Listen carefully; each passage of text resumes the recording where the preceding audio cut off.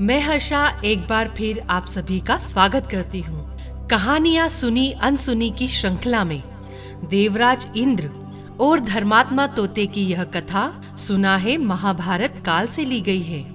कहानी कहती है, अगर किसी के साथ ने अच्छा वक्त दिखाया है तो बुरे वक्त में उसका साथ छोड़ देना ठीक नहीं है।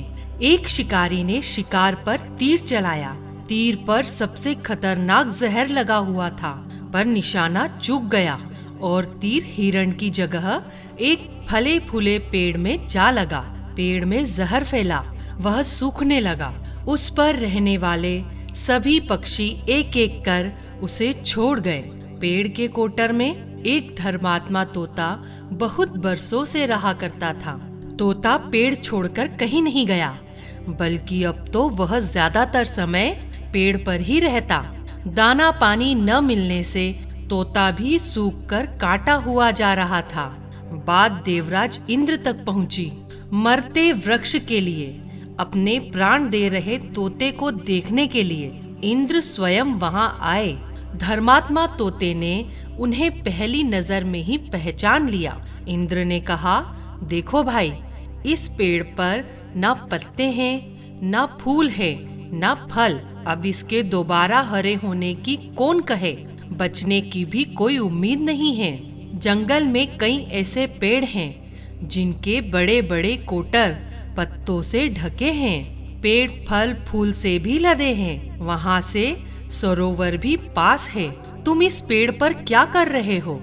वहां क्यों नहीं चले जाते? तोते ने जवाब दिया, देवराज, मैं इसी पर जन्मा, इसी पर बढ़ा, इसके मीठे मीठे फल खाए। इसने मुझे दुश्मनों से कई बार बचाया।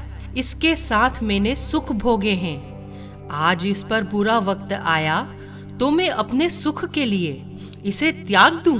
जिसके साथ सुख भोगे, दुख भी उसके साथ भोगूंगा।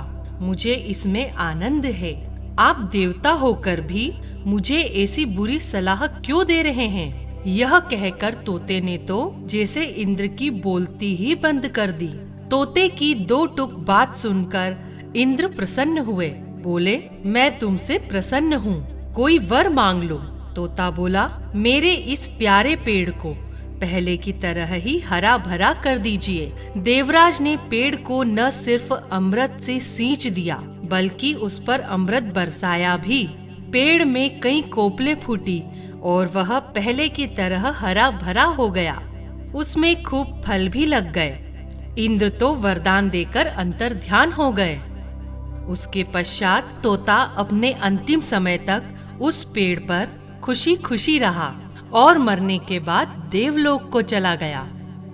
युधिष्ठिर को यह कथा सुनाकर भीष्म बोले, अपने आश्रयदाता के दुख को जो अपना दुख समझता है, उसके कष्ट मिटाने स्वयं ईश्वर आते हैं। बुरे वक्त में व्यक्ति भावनात्मक रूप से कमजोर हो जाता है।